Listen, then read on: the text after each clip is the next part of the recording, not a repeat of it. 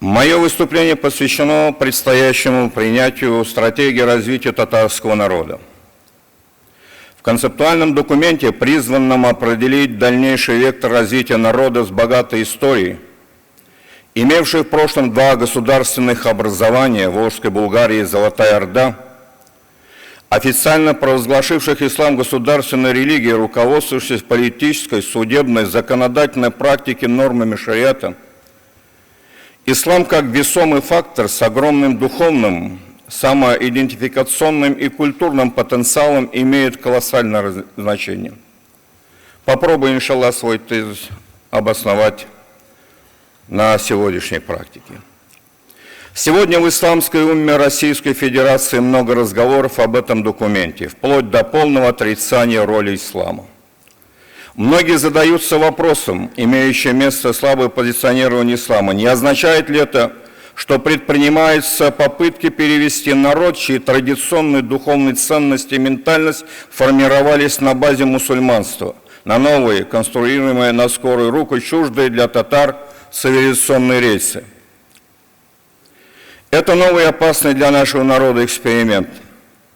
Например, татарские мыслители, общественные деятели, ученые, передовая часть интеллигенции конца XIX века, обновленцы и джихадисты, которых никак нельзя упрекать в костном фундаментализме и отрыве от социально-экономических и политических реалий того времени, в поисках долгосрочных перспектив развития татарской нации все-таки не представляли ее без исламской платформы, понимая, что без корней и основы невозможно развивать народное самосознание. Именно тогда усилиями татарской интеллигенции была сформирована новая национальная идеология, результатом чего стали все достижения современных татар и Татарстана. После серьезнейшего удара, нанесенного нашему дворянству Петром I, татары XVIII-XIX веков восстановили прослойку татарской мусульманской элиты и сумели аккумулировать такой заряд религиозной и этнической самоидентификации,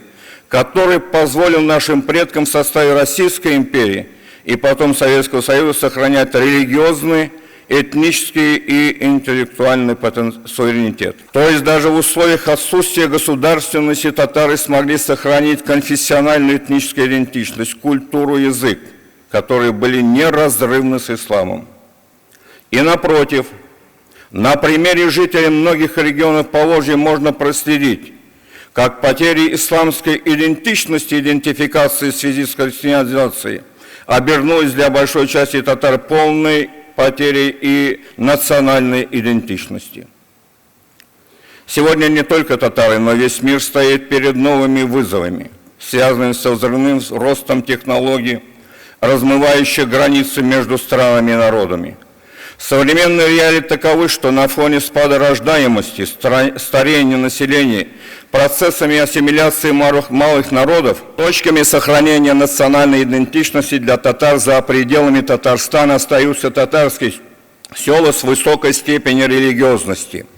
Это Средняя Рязань Пензенской области, Озерка в Мордовии, Шагардан в Чувашии, село Галиаула в Самарской области и некоторые другие. Именно такие села остаются с высокой степенью религиозности, в которых жив и татарский язык, и татарские традиции, откуда не уезжают люди, и где сохраняется экономическая и культурная активность людей.